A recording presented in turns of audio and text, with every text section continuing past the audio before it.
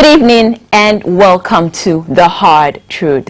Now, there's so much going on in our country, and we're still trying to recover from the June 3rd floods. There's been a furore on the Ebola vaccine trial. The CD is sliding dramatically, and who better to fill these questions than our very own Honorable Anthony Akoto Osei, a former Minister of State and an MP for Old Tafo in the Ashanti region, and the ranking member of Finance Committee in Parliament. My name is Nana Akosua-Kunedu, and this is The Hard Truth. Honorable, how are you? Very well, welcome to The Hard Truth, sir. Thank you. Now, sir, we realize that the deregulation of petroleum downstream is creating a lot of problems in the country, and you said that 4% increment cannot be a part of the deregulation unless it's presented to Parliament. Give us a progressive history of deregulations in the country. It's been on and off for quite some time. The facts are the following: that the current act talks about deregulation. It allows the MPA to set a ceiling on the price of petroleum products. The formula is there. The interpretation is that the MPA as a regulator will set a ceiling, and you can set any price up to that maximum price. Unfortunately for us, somebody from the NPA gave the impression that deregulation is now going to start. The impression given was that the OMCs were now going to be given the authority to set that maximum ceiling. If that were to be the case, it would be different from what is in operation now. But that is where you would have to come to Parliament and remove MPA and insert OMCs as the institution that will set the maximum ceiling. Subsequently, we have been told that that was not the intention. That's the information that is out. If that is not the intention, then what we have now has been in existence for a long time. The only problem we've had is that we have not stuck to proper implementation. Sometimes the MPA will decide, do this at this time, we will not adjust. So isn't it a good thing now? No, I'm not talking about the merits or demerits of it. First, let's talk about the facts that will come to that. So my point was that what happened with the 4% price increase was not because of deregulation. In the context of what the MPA had said, but it was the continuation of the current law. More importantly, it was in fulfillment of the conditionalities of the IMF program, which says that every 2 weeks we must adjust up or down depending on the parameters. The only way it could have gone was up because of the depreciation of the cedi. So I didn't want people to think that there's a new deregulation and the OMCs are coming to set prices. That is not what is at stake. So the impact it will have on the country will I understand that transportation prices are going up by 15% on Monday. It has consequences for other prices and hence inflation. But wouldn't that be okay? Because if perhaps say Shell sells fuel for 3 cedis, and then maybe GOIL sells it for 4 cedis, this puts them in check. The evidence we have now is that GOIL has not adjusted. What that means is that it is possible that some companies will decide to cut down their margins. If that were to be the case, it would be good.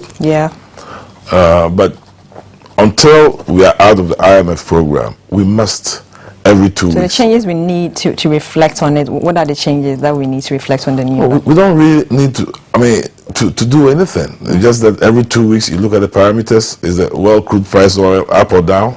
Is the cedi depreciated by how much? You plug in the formula and it's out.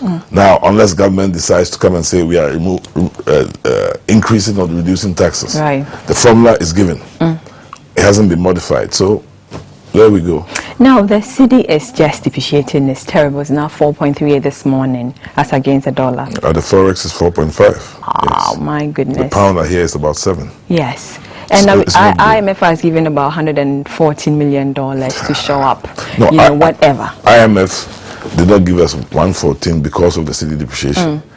But I thought they gave it to us to show up there for 114. 114 million. What was that going to do? Last year we put in 2.7 billion. What did they do? The Eurobond and the Cocoa Board syndication. Yeah. So I don't think we should depend on that IMF money, over 900 million for 3 years to help. But if you remember, Baumia came to say that because of the economy was stable, or the city was stable because of the money put in by Cocoa Board and then the Eurobond. It helped reduce the rate of depreciation. Exactly. That was 2.7 billion. Exactly. And this is 114 million. 114 million. Yes, exactly. What is happening? City, what's happening? It's the fundamentals, we say. Our fiscal is weak. Monetary policy has not been very strong. It's a combination of a series of things since 2012, which we haven't been able to handle. Unfortunately, this year also, mining output is down, so exports of mines will go down. Cocoa output is down. The prices may help stabilize the revenue. Oil has not done the best. These are three major export commodities. What can be done? What can be done? We are going to have to strictly implement the IMF program, but we should not see any respite soon.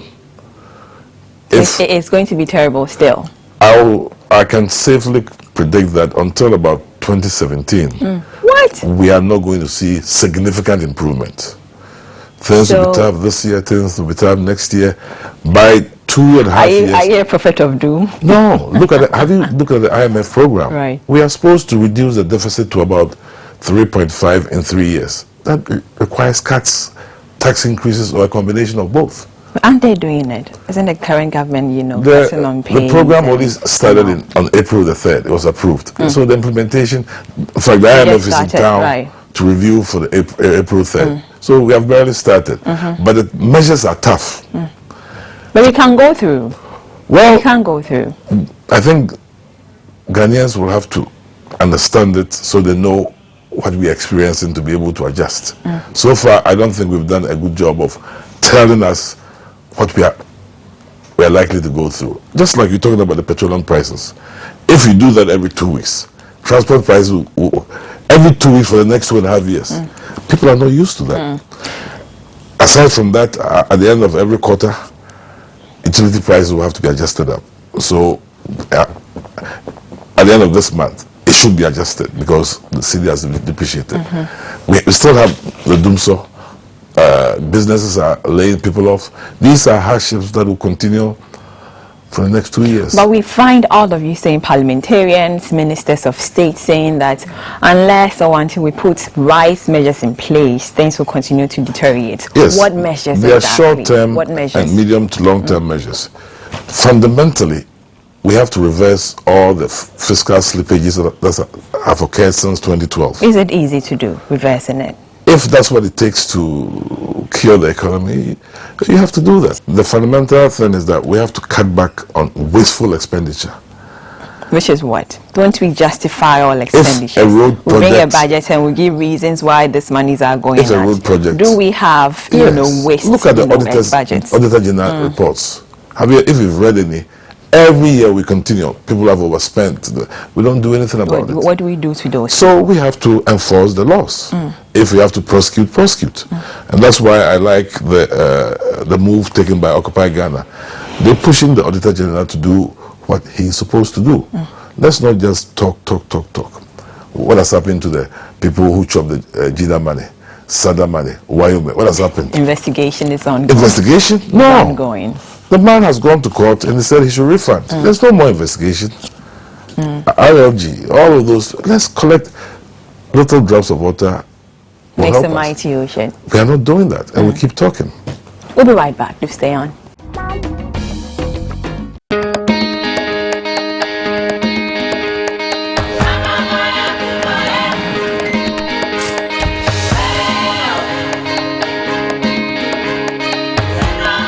EcoBank, we see a great future, one that's full of opportunity for those who want to be the best. With over 1,000 branches of a single bank across 33 African countries, it's a future where trade can flourish without boundaries. future is breathtaking, with enormous cross-border investments helping business and government build new infrastructure, while individuals achieve their ambitions right across Africa. The future is Pan-African, and EcoBank is the Pan-African bank. Welcome back, and you're still watching The Hard Truth, proudly brought to you by EcoBank, the Pan-African Bank, and Honorable Anthony Akoto is still here. Honorable. Now, the sitting government promised quality education as against the NPP's campaign, free education. Now, fast forward, the sitting government is doing, you know, what they call the free education, which they said they will start next academic year. What do you think? Well, anything that will help improve the quality of education in Ghana or improve access is good. It's, when you make a mistake and correct yourself, there's nothing wrong with it. Oh, they made a mistake. Well, and they're correcting they said it was almost impossible, but you know, we know it's in the Constitution. It has to be progressively free. We are all interested in the education of our children, so if that's what they want to do, we'll support it. We hope that it's fully funded. It has been thought through properly. Honorable, are we seeing quality education now? Recently, we hear of the cancellation of IEP results. My standards are very high, and if you ask me, I'll say no. I've seen some recent graduates, and if I see the quality of their written work, I'm not impressed. We need to work on it, because there are two basic things that a nation needs: good health, good education. The rest can be made up. The government said they are putting up over 50 schools across board. They said they'll put up 200 in 4 years. In 4 years. They've done 50. They said no, they are doing. Not done 50. No, they said they are starting with 50 and then on and on and on. This morning I heard my good friend Ablakwa saying, as of today, only 5 are finished. Oh. As of today. Oh, out of how many? Out of the 200, 5, and they've signed 123 contracts. It means 77 contracts have not been signed yet, and they are supposed to complete it next year. So do you think we are just concentrating on infrastructure or the buildings than what should go into I think education? It is good to do infrastructure, but the inputs, I mean, sometimes I've gone to my constituency and I've had to use my own personal money to buy chalk for schools. Those are inputs, exercise books. So we have to do both. The biggest part is our teachers. We have to make sure they have the capacity. I mean, are we even producing the right caliber of teachers to even teach these children? The thing that we are all worried about, but it appears that we have numbers. Even the numbers are not enough, but the qualitative changes, I don't see there. You know, but shouldn't there be a body that goes around to check, you know, looking at the syllabuses of teachers and all that? The inspectorate division of But do they do it? I mean, you might have it, but do they go around to inspect? I've been told that absenteeism has been one of our biggest... Of teachers, one of our biggest failures. Part of it is the conditions of service of the teachers in those areas. If you go to some of the rural areas, you don't have accommodation. So the teacher may live in a big city and they have to commute. If they don't have a motorcycle, how do you expect them to come? So we have to focus on these areas, not just the infrastructure. It's expensive, but it is better than ignorance. So we need to invest as much as possible. What's your take on the recent cancellation of the BEC papers? It's unfortunate. I think, you know, WIC existed even before independence. It's had a long history of being a top-notch institution. Such incidents do not help us. I hope whoever is responsible, they'll prosecute them very quickly if they find them. Let's not just badge them. If there are lapses, let us fix it. Let us fix it. But we are all responsible. Parents are involved, teachers are involved, because these days, if you don't get 10 ones. Are you saying that if someone brought you a paw and then your word was right in the paper, you would say, take it away? My father, my daughter is studying. Anything illegal, forget it. Oh. That's how I was trained. So you're like a very legit guy. Not like. You are a legit guy. I'm not young, you know. So I'm not going to change now. Right. Let's talk about the trial for Ebola vaccines in Ghana. We hear, or the Health Minister Alex Ebefia said that the WHO selected Ghana to be a hub for the vaccine trial, and then people are saying, why here now? So being in Parliament, tell us what do you know about this? I think it was good that the Minister of Health came to Parliament to provide clarity to the information. In my opinion, it's not the Ebola per se, but the fear of Ebola is worse than Ebola itself. And you don't want the nation to be in a fear and a panic situation. He accepted the fact that implementation, education, the sensitization did not go on well. In his statement, he said nothing has started.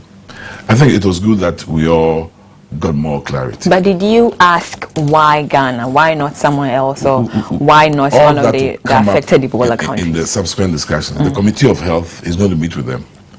He'll give them detail. They'll come to us, bring a full detailed report, and we can debate that.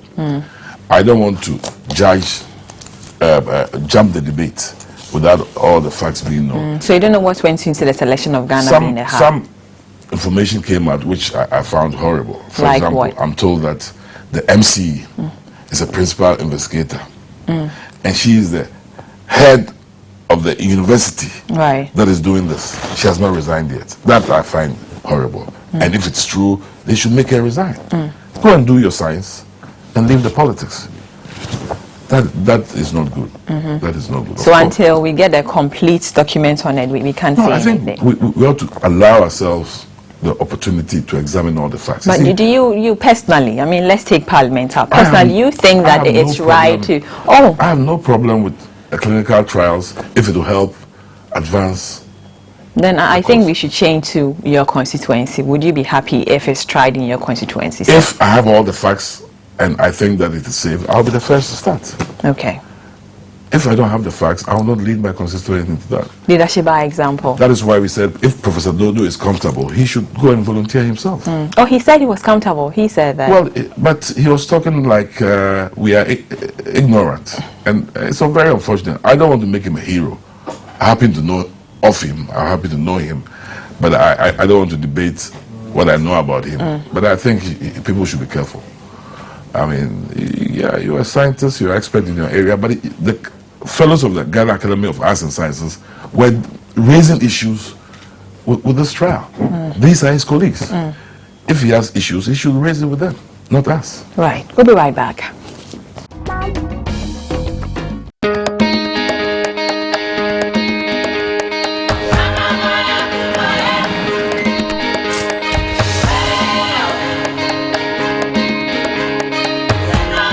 EcoBank, we see a great future, one that's full of opportunity for those who want to be the best. With over 1,000 branches of a single bank across 33 African countries, it's a future where trade can flourish without boundaries. The future is breathtaking, with enormous cross-border investments helping business and government build new infrastructure,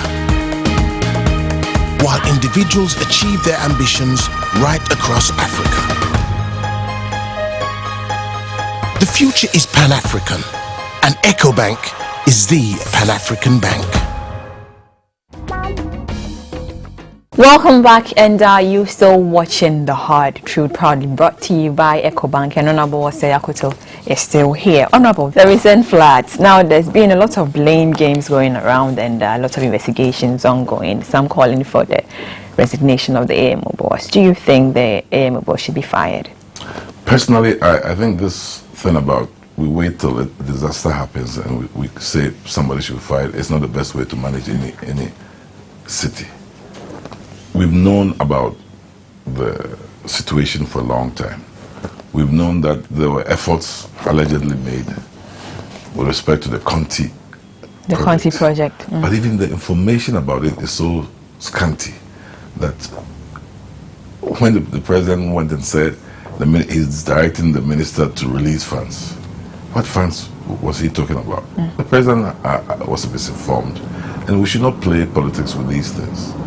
if the money was not available. Anybody that knows anything about U.S. Exim Bank procedures knows that there was no money available. Now there's construction going on now. There hasn't been much desilting for a couple of years. Even those could have helped. So what of the monthly sanitation program? Isn't that helping, or it's not done properly? We talk of monthly. Till the end of the month before we clean ourselves. I mean, any civilized nation, that should worry us. You wait till the end of the month before you say you have to be clean. It's a daily chore. But what we used to have, my pa and ma tells me there was called something called the town council. Should we bring that back? I think so. Isn't the AMA playing that boss? The difference is that the town council enforced the laws. They came there, they found unsanitary conditions, and they were fined. So in present time, who are the town council? They are there. Councillors. There's a name for them. They are there in every municipality, metro. They are there. They don't bite. But where are they? They are around. They go around. They don't find people. They go and collect bribe instead of finding people. So we need to re-engineer our sanitation management scheme. So we should leave the AMA boss alone. Well, it is the mandate of every metro, municipality or district to take care of sanitation. If they can't handle it, let's find out what is it. Is it money? He said it was money. The finance ministry didn't release the money to him. No, he rushed.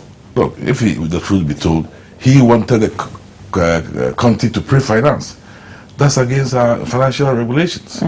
600 million, you don't have the contract, and you tell me I should go and take my money and come and pre-finance. It means he himself doesn't understand the procedures. I'm very surprised. He's lived in the States for a long time. He knows the U.S. Exim Bank. I have lived there also. You don't do that. The money is not there, it's not there. But the desilting should have been done. Now I hear they've started desilting. Disaster happens, we start doing what we are supposed to do. We need to do better than that. What of the demolition of the houses? Some houses that were demolished had permits. That is a new and yet, how did the houses get permits? In the first place? Where were they when the houses were going on? They have permits. Some of them said they have permits. That's exactly my point. How did they get the permits? So now, after a disaster, you say you should demolish. In fact, anybody who says that should be fired. That's a knee-jerk reaction to these problems. We should, if the law says the houses should not be there, they should not have been there. So who gave the permits? At the end of the day, every petrol station must get approval from the metropolitan municipality or this. So who signed? The AMA. So why are they looking elsewhere? We should stop giving excuses. Should we necessarily have to revise our laws? No, I don't think so. I think first and foremost, let's look at the full implementation. If it doesn't work, then let's see if we can tweak it. I think we have very good laws. In fact, if you ask me, I think we have too many laws. Let's just enforce them, and it will be well.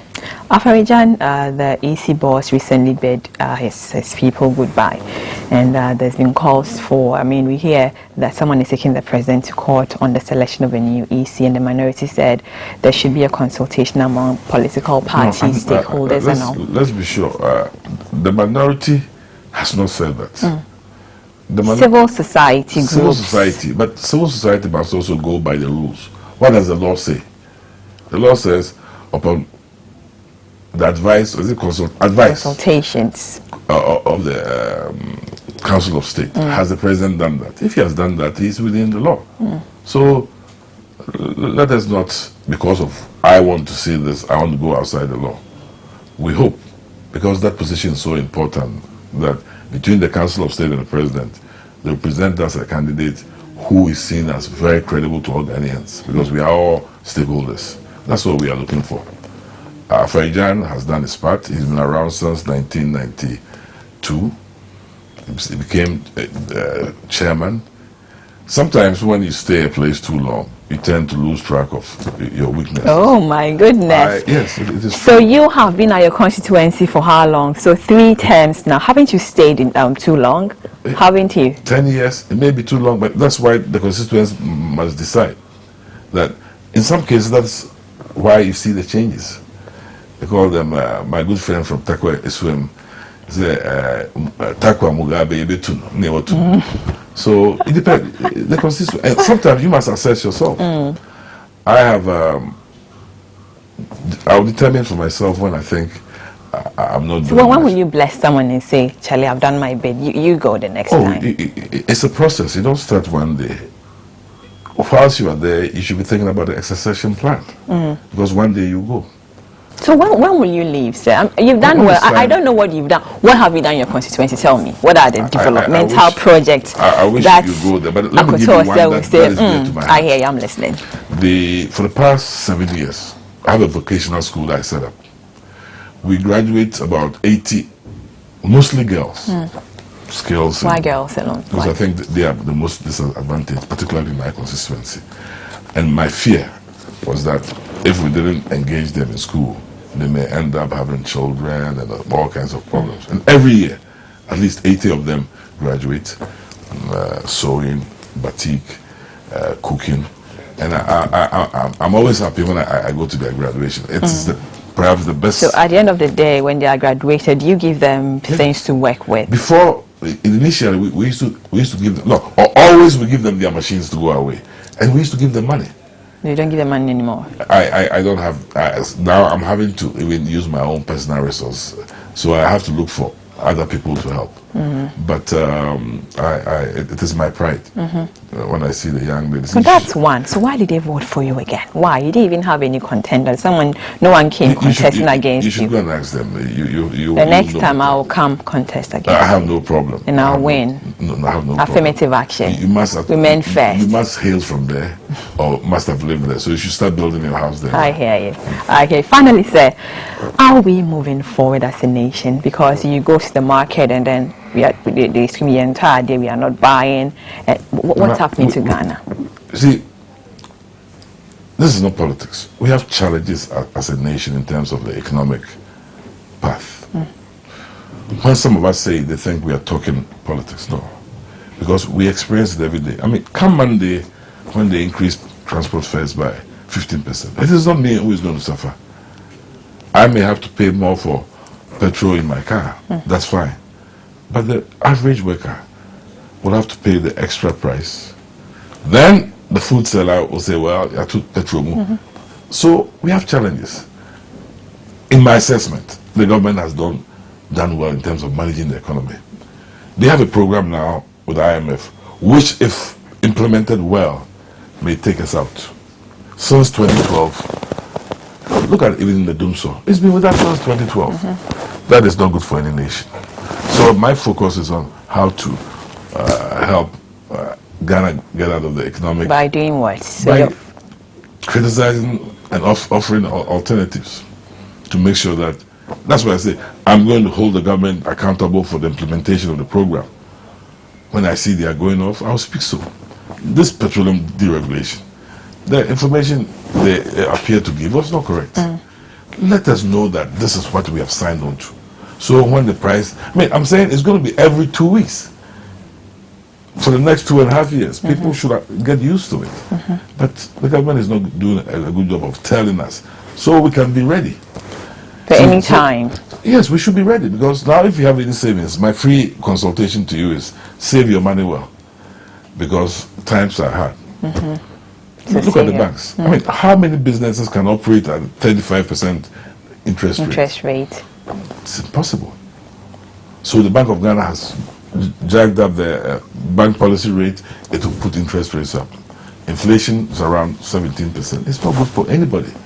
In fact, if inflation, these things go up, they affect the poorest the West.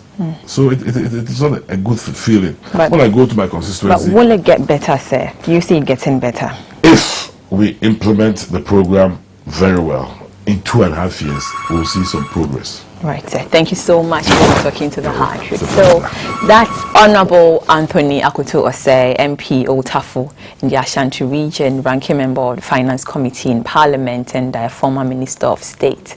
My name is Nana Akosia Kunedu, and this program is proudly brought to you by EcoBank, the Pan-African Bank. My lovely makeup done by Valerie Lawson. Thank you, Valerie. And thanks to Reflex Images. Have a good night.